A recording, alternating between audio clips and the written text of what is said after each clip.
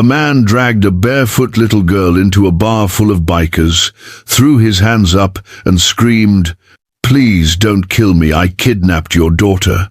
But when the chapter president saw the bruises on her arms and heard the name Colin Hart, he realized the real monster wasn't the one begging for mercy, it was the one everyone in Edmond, Oklahoma trusted. Under the dim neon glow of the rusted Halo Roadhouse, the night hummed with the kind of energy most people cross the street to avoid. The sign outside flickered red and gold, half the letters burned out years ago, but nobody bothered fixing it. Didn't need to. If you knew about the Halo, you knew where it was. And if you didn't know, you probably shouldn't be there. Out front, a row of Harleys sat gleaming under the Oklahoma stars. Chrome and steel. Hey friend, help us reach our goal of 1,000 subscribers. Subscribe to the channel now. Each one a statement, each one earned. Inside, the air was thick with smoke, whiskey, and the low rumble of men who'd seen too much and said too little. The jukebox in the corner played Skinnerd, pool balls cracked against felt. Laughter rolled in waves, rough, honest, the kind that came from people who didn't pretend life was easy. This was Iron Reaper's territory. Veterans who'd traded rifles for handlebars, men who'd served their country, came home to a system that didn't know what to do with them and found brotherhood in leather and ink instead. They wore their patches with the same pride they'd once worn their uniforms, maybe more. At the center of it all sat Brandon Cole, ex-Army, chapter president, broad shoulders, quiet eyes, and a presence that didn't need volume to command a room. He didn't talk much about Fallujah or the things he'd done in the sand. Didn't need to. You could see it in the way he moved, controlled, deliberate, like a man who'd learned the hard way that hesitation got people killed. Other men bragged about their tours. Brandon just carried the lines around his eyes, and the scars nobody asked about. To his left, Joseph leaned against the bar, thick-built, ex-Marine, nose broken twice and never set right. He had the kind of hands that looked like they could crush a beer can or a man's windpipe with equal ease. Across the room, Seth chalked a pool cue. Wiry, watchful, medic's hands. He'd stitched up more brothers in back alleys than he ever had in field hospitals. Didn't talk about the ones he couldn't save. And in the corner booth, Macmillan nursed a bourbon, grey creeping into his temples. Vietnam vet, the elder, the one who'd seen this movie before and knew how it ended. To the outside world, this was a den of dangerous men, outlaws, criminals, trouble, waiting to happen. But to the people who knew, really knew, the Reapers were the wall you prayed was on your side when everything else fell apart. The door slammed open, every head turned. Conversations died mid-sentence. Hands drifted toward pockets, belts, the edges of tables. Chairs scraped back. The jukebox kept playing, but nobody heard it anymore. A man stumbled through the doorway, dragging a little girl by the wrist. He was maybe late 20s, unshaven, wild eyes, hoodie stained and torn, jeans ripped at the knees, sneakers untied, laces dragging. The girl couldn't have been more than 9 or 10. Barefoot, oversized t-shirt hanging off one shoulder. A faded hospital bracelet dangled from her thin wrist, and bruises fresh, purple, finger-shaped bloomed along her arm like some sick constellation. Her hair stuck to tear-streaked cheeks. She didn't scream, didn't fight, just clung to the man's side like he was the only thing keeping her from drowning. Half the bar saw one thing: kidnapper. The other half saw something worse. Problem. The man raised both hands in the air, like he was walking into a firing squad. "Please," he gasped, voice cracking. "Please don't kill me." Silence hit harder than any fist. He swallowed hard, eyes darting around the room, landing on every patch, every scar, every set of hard eyes staring him down. "I kidnapped your daughter. I mean, not your daughter. He was shaking now. "I took her. From him. I saved her." The words hung in the air like smoke. Nobody moved. Then a chair scraped. Brandon stood. He didn't shout, didn't rush. He just walked slow, steady, boots heavy on the wooden floor, and the crowd parted like the Red Sea in leather and denim. Joseph shifted off the bar, cracking his knuckles. Seth set down his cue. McMiller's hand disappeared under the table. Brandon stopped 3 feet from the man. Up close, he could see the details now, the tremor in the guy's hands, the way his eyes kept flicking to the door like he was calculating whether he could run. The desperation carved into every line of his face. And the girl, she wasn't pulling away, wasn't trying to escape. She was holding on. Brandon's gaze dropped to her wrist. Hospital bracelet, bruises in different stages of healing, yellow, purple, green, a dirty bandage peeking out from under her sleeve. He looked back at the man. "What did you just say?" Brandon's voice was low, calm, the kind of calm that made smart people nervous. The man's breath hitched. I took her, I saved her. From him, Colin Hart. He's got money, nice house, goes to church, friends in the sheriff's office, CPS, everywhere. And he's a monster. The girl flinched at the name. Brandon noticed. "What's her name?" he asked, softer now. The man blinked. "Emma. Her name's Emma." Brandon crouched down, bringing himself to eye level with the girl. She shrank back, but didn't let go of the man's hoodie. "Emma," Brandon said gently, "where did you get those bruises?"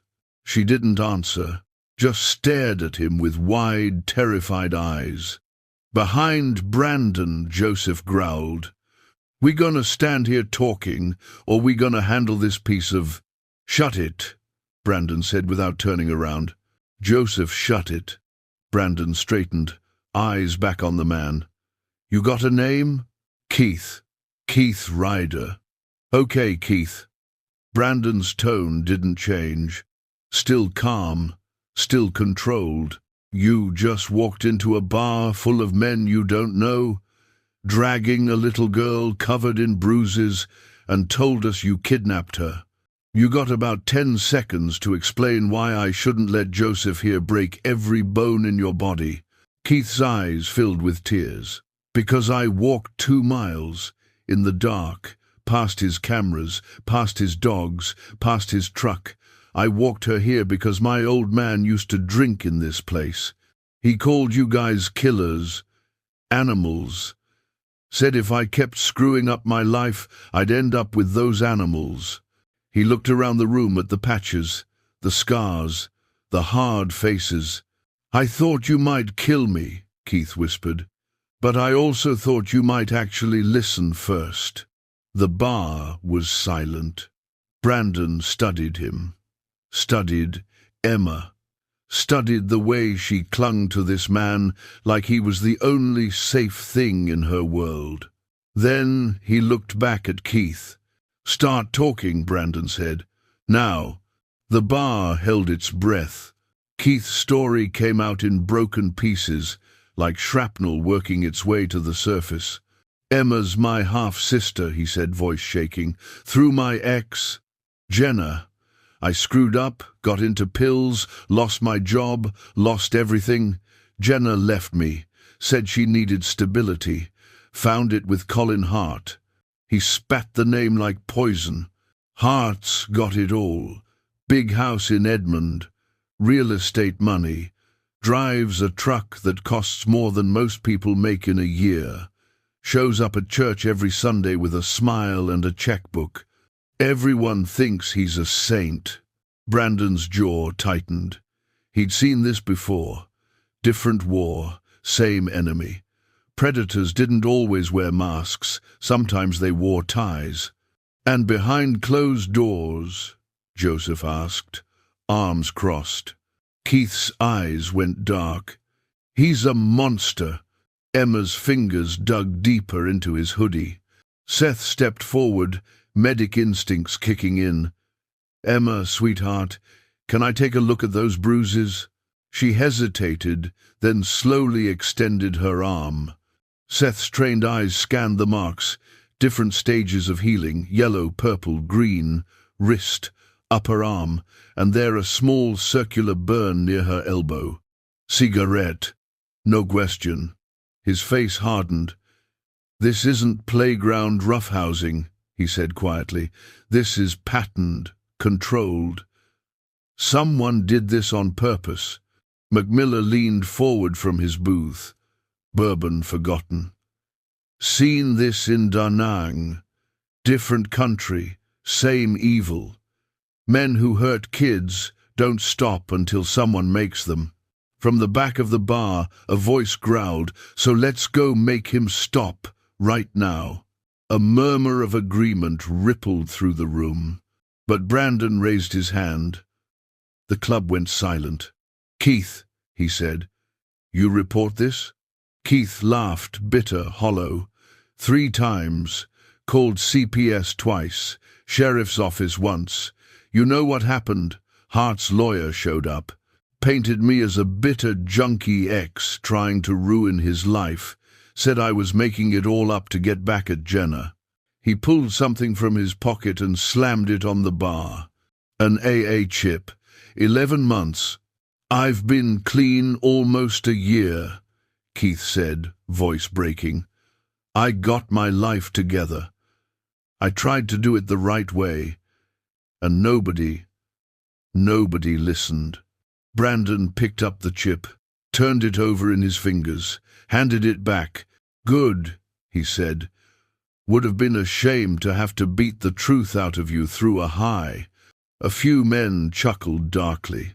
Keith looked around the room at the patches, the scars, the hard faces that had seen war and come home to find new battles.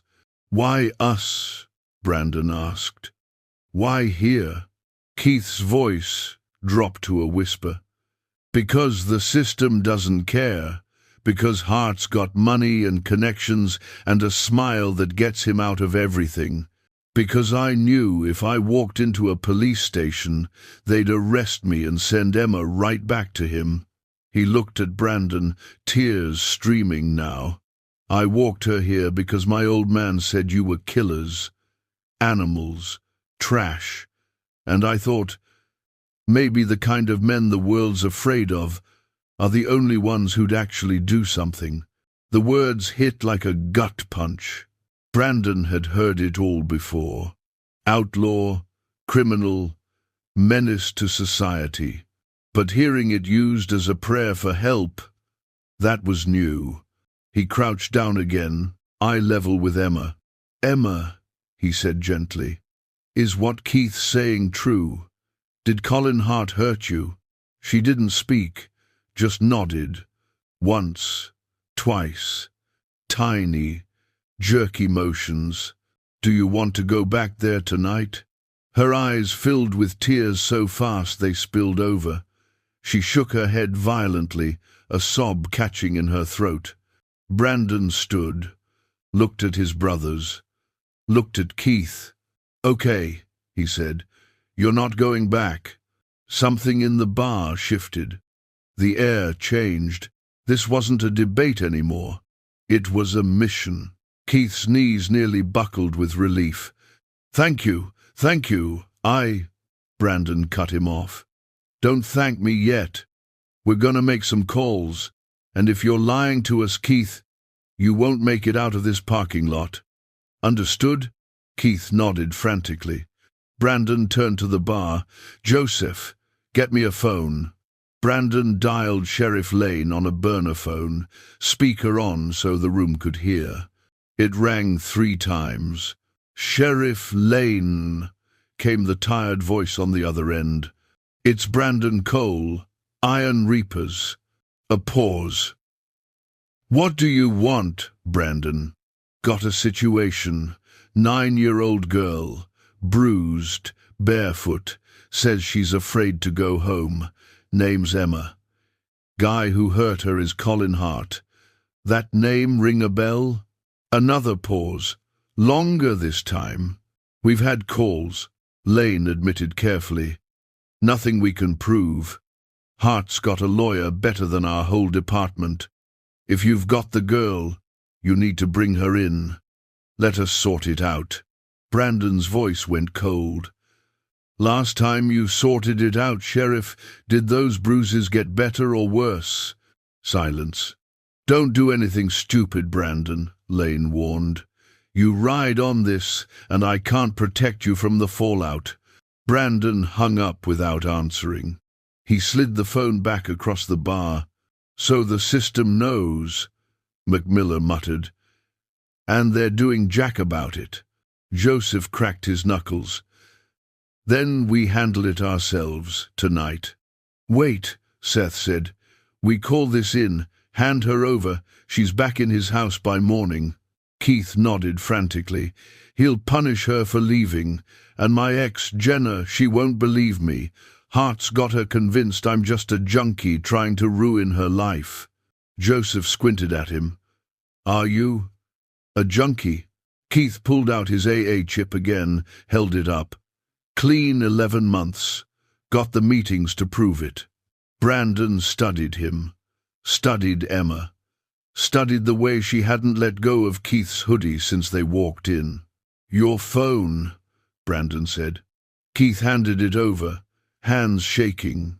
Brandon scrolled through texts. Messages from Hart. "Where's Emma? You don't get to take what's mine. Bring her back now, or I swear you'll wish you were dead. You think anyone will believe a loser like you over me?" Brandon's jaw clenched. He kept scrolling. Found a video, tapped play. Shaky footage. A living room. Emma on the couch. Coloring. Hart's voice off camera, sharp and cruel. The way Emma flinched every time he walked past.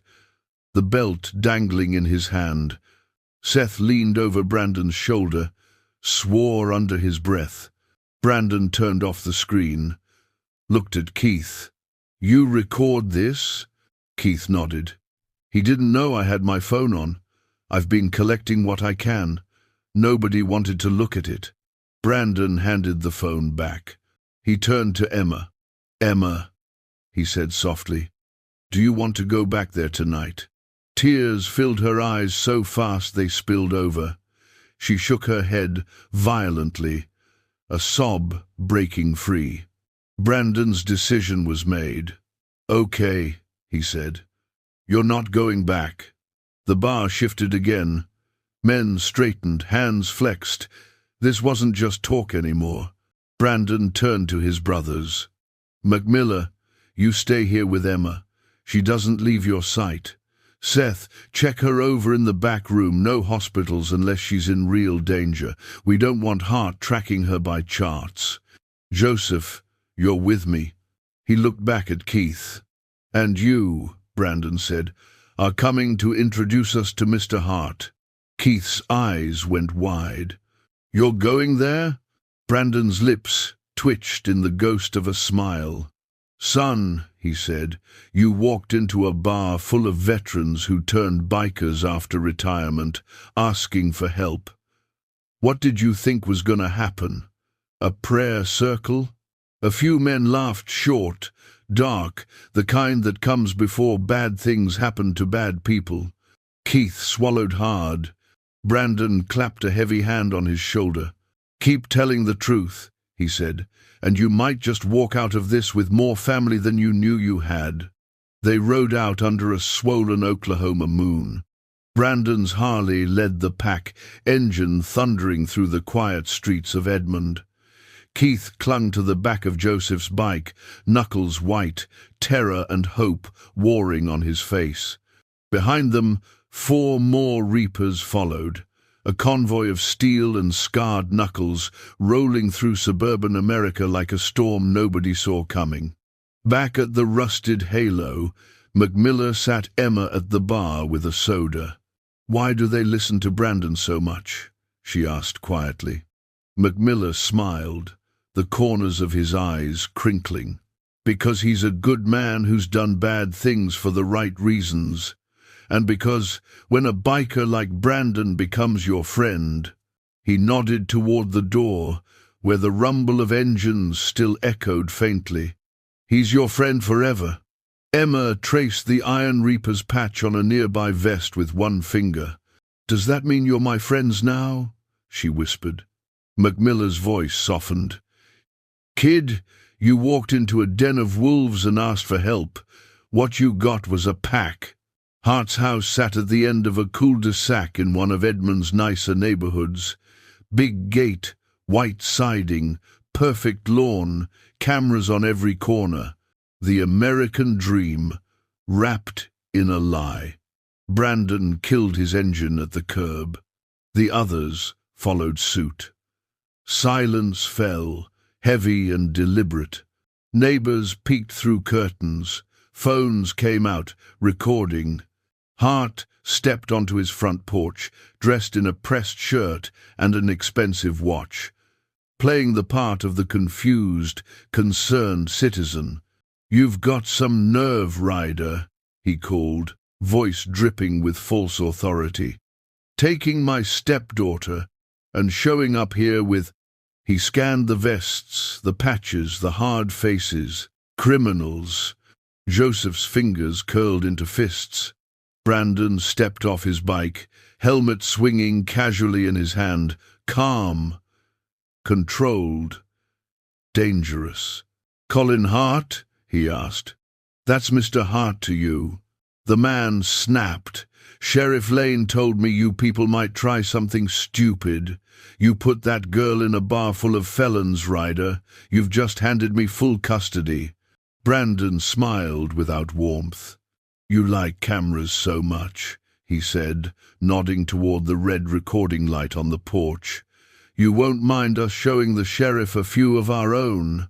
He raised Keith's phone and hit play. Hart's recorded voice filled the night, screaming, insults, something glass-shattering. Emma's scream, off-camera, the belt in Hart's hand. Hart's face went white. "That's out of context," he barked. "You can't use that. That's illegal recording. I'll have you arrested." Brandon tilted his head. "Lane already knows we're here. Question is he going to be more worried about my club or about explaining why he ignored this kind of evidence for months?" Hart's eyes flicked to the neighbors' windows, the glowing rectangles of phones, the cameras. Predators loved shadows. Brandon was dragging him into the light. For the first time, Colin Hart looked afraid. "Get off my property," Hart said, voice shaking now, "or I'm calling the police." Brandon didn't move. "Go ahead, we'll wait." Hart's hand trembled as he pulled out his phone. Joseph leaned toward Brandon. "Think he'll run?" Brandon's eyes never left Hart. "Men like him don't run. They lawyer up." Hart's voice rose, frantic now, talking to someone on the phone. His lawyer, probably. Or Lane. Brandon turned to Keith. "You did good, bringing her to us." Keith's voice cracked. "What happens now?" Brandon's smile was cold. "Now we make sure he never touches her again." Sheriff Lane arrived. 20 minutes later, lights flashing. No siren. He stepped out of his cruiser, eyes moving between the Reapers and Hart's porch, a man caught between duty and politics. "Brandon," Lane said, voice tight, "what the hell are you doing?" "Protecting a kid," Brandon replied. "Something you should have done months ago." Hart stepped forward, playing the victim. "Sheriff, these men are harassing me. They've kidnapped my stepdaughter and are now threatening me on my own property." Lane's gaze flicked to the phones, still recording from neighboring windows. He sighed. "Where's the girl?" "Safe," Brandon said. "And she's staying that way." Lane's jaw tightened. "Brandon, you can't just take a child. There are procedures. CPS, family court." "Procedures?" Joseph cut in. "How'd those procedures work out for her the last 3 times someone called?" Lane flinched. Brandon pulled out Keith's phone again. "You want procedures, Sheriff? Here's a video of Hart screaming at a 9-year-old while holding a belt. Here's texts threatening Keith for trying to protect her. Here's bruises in different stages of healing that Seth, our medic, ex-army, says are patterned and deliberate." He stepped closer. "You gonna tell me the system's gonna protect her tonight? Or is she going back to that house so Hart's lawyer can make this all disappear again?" Lane looked at Hart, looked at the cameras, looked at Brandon. "Emma needs to be brought in," Lane said carefully. "For her safety, we'll open an investigation." "An investigation?" Keith's voice cracked. "You investigated before." "Nothing happened." Hart's lawyer pulled up in a black sedan, stepping out in a suit that cost more than Keith's car. "My client has done nothing wrong," the lawyer announced. "This is harassment. Sheriff, I expect these men to be arrested immediately." Lane hesitated. Brandon saw it. The moment Lane realized he was trapped between doing what was right and doing what was easy. "Sheriff," Brandon said quietly, "those cameras are still rolling. Whatever you do next, the whole neighborhood's gonna see it, and so will the internet." Lane's hand hovered near his cuffs. Then he turned to Hart. "Mr. Hart, I'm gonna need you to stay away from Emma until we sort this out." Hart's face went red. "You can't be serious." "I'm dead serious," Lane said. "And if you've got a problem with that, take it up with the judge on Monday." Hart's lawyer started to protest, but Lane cut him off. "That's how it's gonna be. Now everybody go home before I arrest all of you for disturbing the peace." Brandon held Lane's gaze for a long moment, then nodded. "Come on," he said to his brothers. They mounted their bikes. Engines roared to life. As they pulled away, Brandon glanced back. Hart stood on his porch, glaring, fists clenched. This wasn't over, but for tonight, Emma was safe, and that was enough. Back at the rusted Halo, Emma sat at the bar, legs swinging, a bandana tied around her wrist, Iron Reaper's colors. Macmillan had given it to her. "So you know you're one of us now," he'd said. She hadn't let go of it since. Keith sat beside her, exhausted but relieved. For the first time in months, he felt like maybe, just maybe, he'd done something right. Brandon walked in, the others behind him. Emma looked up. "Did you stop him?" Brandon crouched down, eye level with her. "For now. But we're not done yet." Over the next few days, Keith showed the Reapers everything he'd collected. Screenshots of Hart's controlling texts to Jenna. Messages to younger women, babysitters, church volunteers that made everyone's skin crawl. Financial records showing Hart had paid off a previous complaint. Seth compiled a medical report on Emma's injuries, careful and detailed. Joseph tracked down 2 other families who'd had concerns about Hart but were too afraid to speak up. And Brandon made calls. To lawyers who owed him favors. To journalists who specialized in exposing predators. To veterans networks across Oklahoma who knew how to apply pressure when the system failed. The Iron Reapers weren't just a motorcycle club. They were a brotherhood. and when one of their own was threatened, they moved like an army. Emma started talking more, laughing even. She sat on Macmilla's parked bike, pretending to rev the engine. She colored at the bar while the jukebox played. She asked Seth about his tattoos and listened, wide-eyed, as he told her stories about helping people. One night, she asked Brandon, "Why are you helping me?" Brandon looked at her. This tiny kid who'd been through hell and still found the courage to ask for help. "Because that's what we do," he said simply. "We protect people the system forgets." But Hart wasn't done. His lawyer filed motions. Painted Keith as a dangerous addict. Painted the Reapers as a criminal gang who'd manipulated a vulnerable child. And then the threats started. A brick through the Halo's window one night. A voicemail on Keith's phone. "You're gonna regret this." 2 men in a truck followed Joseph home from work. Hart was pushing back. Hard. Brandon called a church meeting club term for when all the brothers gathered to vote on serious action. "Hart's escalating," Brandon said. "He's not gonna stop. Question is, how far are we willing to go?" The room was silent. Then Macmilla spoke. "I didn't survive Vietnam to watch some rich bastard hurt kids and get away with it." Seth nodded. "I didn't patch in to stand by while predators hide behind lawyers." Joseph cracked his knuckles. "Say the word, Prez. We'll handle it." Brandon looked around the room. At his brothers, his family. "We do this clean," he said. "No retaliation that gives him ammo.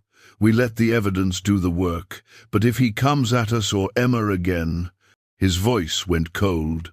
"Then we remind him why people cross the street when they see our patches." The vote was unanimous.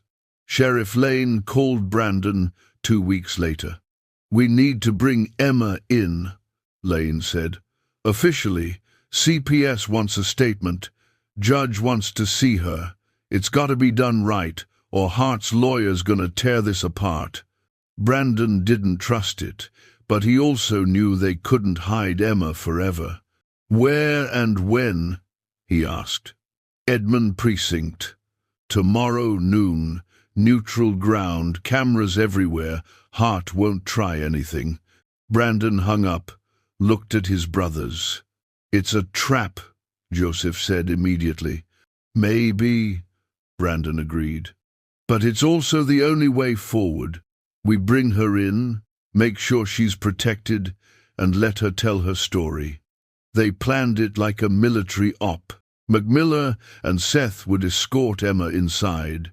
Brandon and Joseph would stay outside, watching. 2 more Reapers would circle the block. If Hart showed up, they'd be ready. The next day, the parking lot of the Edmond precinct was packed. News vans, cameras, neighbors who'd seen the videos online and wanted to support Emma. Hart arrived in his truck, flanked by his lawyer and a church elder, playing the concerned stepdad. Emma stepped out of Macmilla's truck, holding his hand. Hart's eyes locked on her. "Emma," he called, voice dripping with false warmth. "Sweetheart, come here. Let's go home." Emma froze. Brandon stepped between them. "She's not going anywhere with you," he said quietly. Hart's lawyer stepped forward. "You have no legal authority. And you have no soul," Seth cut in. The crowd murmured. Phones recorded everything. Sheriff Lane stepped out of the precinct. "Everyone calm down. Emma, come with me. We're gonna get your statement, okay?" Emma looked up at Macmilla. He nodded. "I'll be right outside, kid." She took a shaky breath and walked toward Lane. Hart tried to follow. Lane held up a hand. "Not you, Mr. Hart. You wait out here." Hart's face went red. "She's my stepdaughter. And there's an active investigation," Lane said firmly. So you wait. For the first time, Hart's mask cracked. This is ridiculous. You're letting a bunch of criminals manipulate a child. Emma stopped, turned around, and spoke. You're the liar. The parking lot went silent. Hart stared at her, stunned. Emma's voice shook, but she didn't stop. You hurt me. You scared me. And Keith saved me. These men, she pointed at the reapers, they protected me when nobody else would. Tears streamed down her face. I'm not going back to you. Ever. The crowd erupted. Phones captured every word. Hart's lawyer grabbed his arm, whispering frantically. But it was too late. The world had just watched a 9-year-old girl call out her abuser in front of cameras, cops, and the community. Brandon met Emma's eyes across the parking lot. She'd just done the bravest thing he'd ever seen. 3 months later, Colin Hart's face was everywhere. Not on church bulletins or charity flyers. On mugshots. The investigation Lane had been forced to open became a avalanche. Emma's statement, Keith's videos, medical reports, testimonies from 2 other families who finally felt safe enough to come forward. Hart's lawyer tried to spin it, tried to paint the Reapers as vigilantes who'd manipulated a child. But the evidence didn't lie, and neither did Emma. The DA filed charges: child abuse, assault, intimidation, witness tampering. The list took 2 pages. Hart's bail was set high, his assets frozen, his reputation destroyed. The church quietly removed his name from their donor wall. His real estate firm released a statement distancing themselves. And Jenna, Emma's mom, finally saw the truth. She showed up at the Rusted Halo one evening, eyes red from crying. I'm sorry, she told Keith. I should have listened. I should have believed you. Keith hugged her. You're listening now. That's what matters. Jenna looked at Brandon. Thank you. For protecting her when I couldn't. Brandon nodded. She's a brave kid. She saved herself. We just made sure she had backup. But Hart wasn't done. Even from behind bars, he tried to reach out. Sent messages through associates. Veiled threats. One night, 2 men in a black truck pulled up outside the Halo. Joseph and Seth were outside, smoking. The men got out, big, hired muscle. Hart says, to back off, one of them said, or things get ugly. Joseph smiled, cracked his knuckles. Things are already ugly, he said. You're standing in front of our clubhouse. Seth stepped forward. You got 10 seconds to get back in that truck. The men hesitated, looked at each other. Then, at the door, where Brandon and 4 other Reapers had just stepped out, the men got back in the truck. They didn't come back. Keith's old warrants, minor stuff from his addiction days, got quietly reconsidered by the DA. You risked everything to save that kid, the DA told him. That counts for something. Most of the charges were dropped. The rest, deferred. Keith got a job at a garage, started rebuilding his life. And Emma? She stayed close to the Reapers. Weekends at the Halo, riding on the back of Brandon's bike during charity runs, helmet too big, laughing into the wind. She was part of the pack now. 5 years later, the Rusted Halo looked the same. Same neon sign, same bikes out front, same Brotherhood inside. But one thing was different. On the wall behind the bar, a photo hung in a simple frame. Emma in the middle, grinning, 14 now, one arm around Keith, the other around Brandon. Behind them, a wall of iron Reapers, patches proud, eyes softer than they'd ever admit. People asked about it all the time. And Emma, always told the story. That's the night everyone thought a kidnapper walked into a biker bar, she'd say. But really, they were watching a big brother carry his sister to safety. She was older now, confident, strong. She volunteered at a youth shelter, helping kids who'd been through what she had. And every time she rode with the Reapers, charity events, veteran memorials, toy drives, she wore that same bandana Macmillan had given her years ago. Iron Reapers colors, family colors. Brandon stood alone in the bar one night after closing, looking at the photo. He thought about Fallujah, about the things he'd done, the people he couldn't save, and then he thought about Emma, about Keith, who'd risked everything, about his brothers, who'd stood up when the system sat down. Sometimes the most dangerous men make the best protectors, he thought, because we understand violence, and we know exactly when not to use it. The door opened. Joseph walked in. "You good, Prez?" Brandon nodded. "Yeah, just thinking." Joseph looked at the photo, smiled. "We did good with that one." "We did," Brandon agreed. Outside, engines rumbled. Another ride, another mission, another chance to prove that the men the world feared were the ones standing between the innocent and the monsters. Brandon grabbed his helmet. "Let's ride," he said. And they did. Because that's what family does. Forever.